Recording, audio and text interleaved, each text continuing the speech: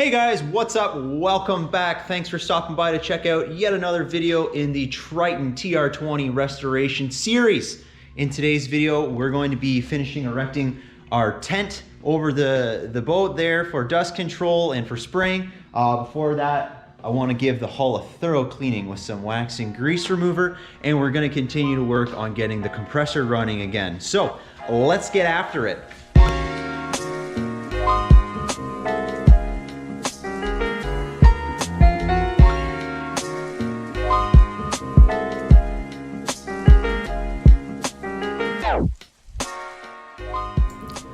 Once the hull was clean, we decided it'd be a good idea to mask off the portion of the hull that wouldn't be getting any repairs and apply a adhesive-backed vinyl product called Crash Wrap to it, just to protect it from any possible damages while we were working on the bottom of the hull.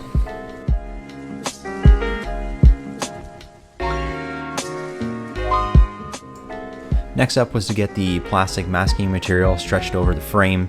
This stuff just comes off a big roll. It's folded over on itself 4 times, and I think it stretches out to 16 or 18 feet wide.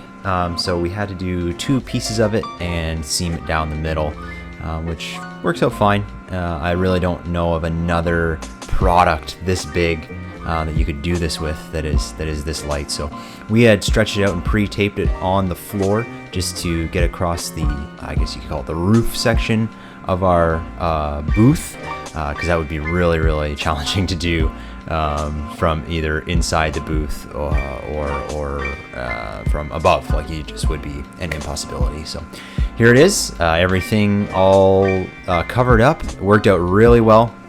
Still lots of light gets in. I'm sorry that it makes the colors on the camera go all weird. I don't know. I'm gonna have to try and find a workaround for that. But here it is, the hull inside of our temporary mock spray booth, and I think the setup is gonna work out really well for us for dust containment.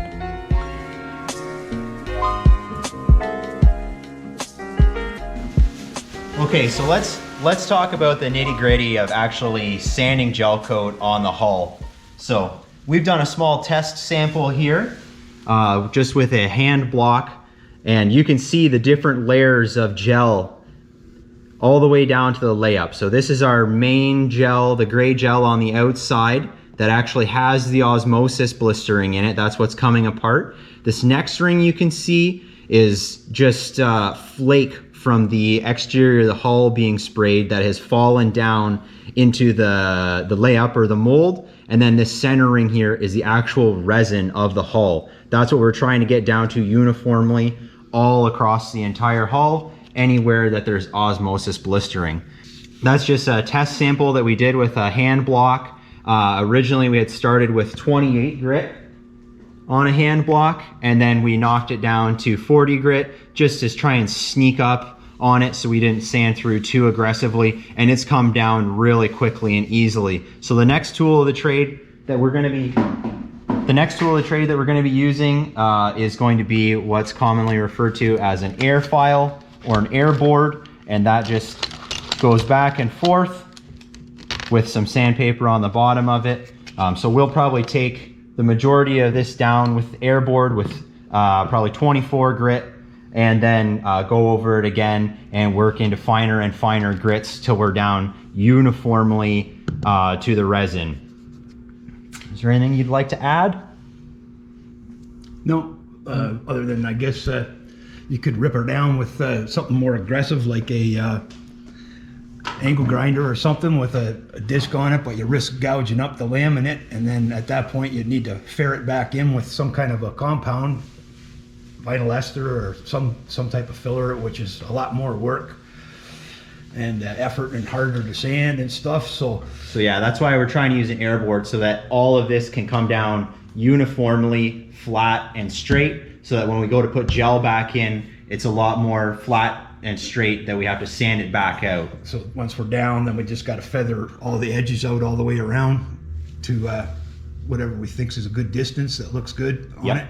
Yep. And then first couple coats of gel could be brushed in thicker so that it builds up quicker, and then sanded back down with a board again with 80 to get it flat, and then keep going until we get up to where we think is the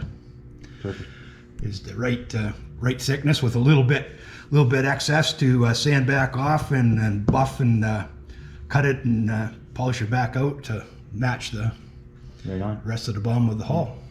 So yeah, our next step here, I don't have any board file paper that actually hooks onto my interface pad, so I've just got to get a different interface pad, and then we're going to be ripping on this with a air board file, and we'll probably just shoot a time lapse of that once the time comes.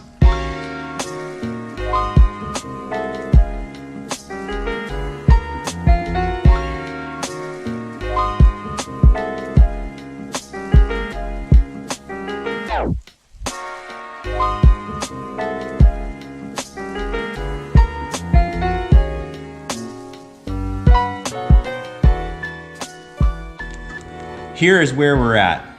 I tried the board file with 40 grit on it for a little bit. That was very slow going. So we switched it over to some 24 grit.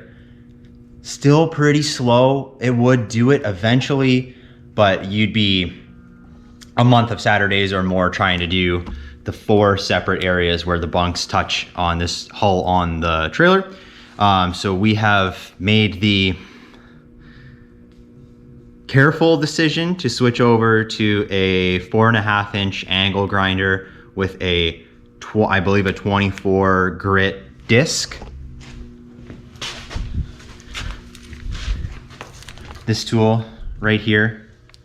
If you are watching this for the purpose of doing this yourself, this is the fastest way. This is also the fastest way to go straight through your hull. You need to exercise extreme caution if you're going to use a angle grinder with this aggressive of a disc on the hull of your boat to remove the gel coat.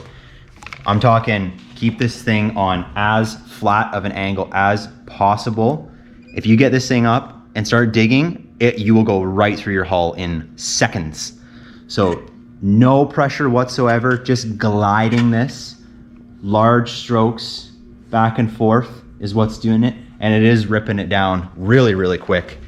And then once, 80% of the gel is off, then I'm gonna go back over it with the air board, probably with some 36 and then some 40 and then some 80, just to straighten this out, flatten it out, and take off the rest of the gel that has the flake overspray in it. So you can see here, hopefully you can see here, let me have a look.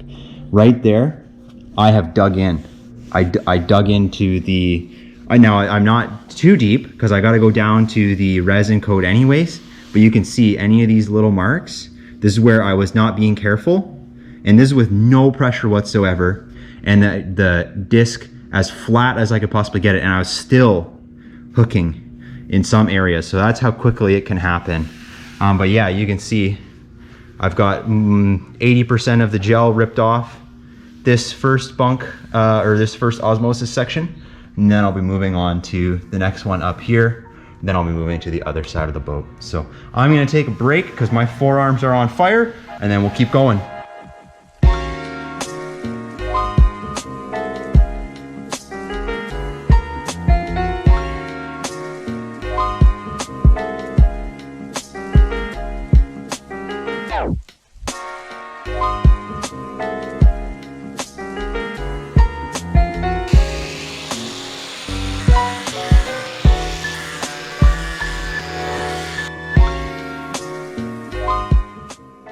So the grinder really did end up being the ticket.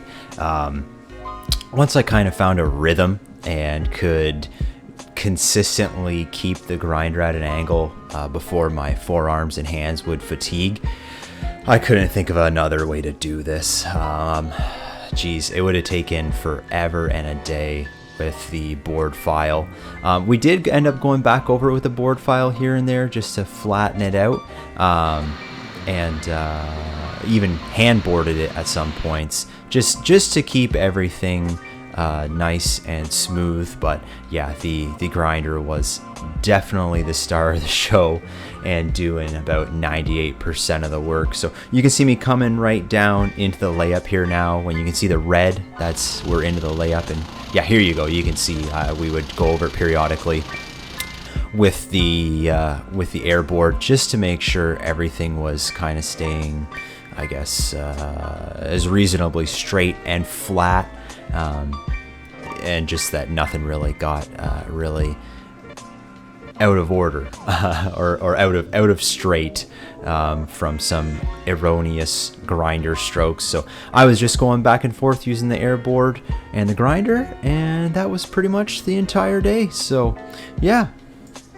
Next up, we'll be moving this whole operation to the other side of the boat and starting all over again.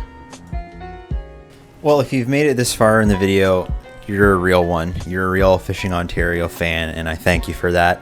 And I feel like I probably owe you an explanation. It's been months and months between video releases here, and I know that's really frustrating when I'm watching a YouTube series when there's this massive break and no explanation. But the fact of the matter is, it's summer in Ontario, and that means it's bass season, and we have a very, very short bass season here. Our bass season basically opens up July, and realistically, unless you're super duper diehard, you're gonna fish until maybe the end of October, and I think it closes up a month after that. So really, we only have a few months to fish for bass.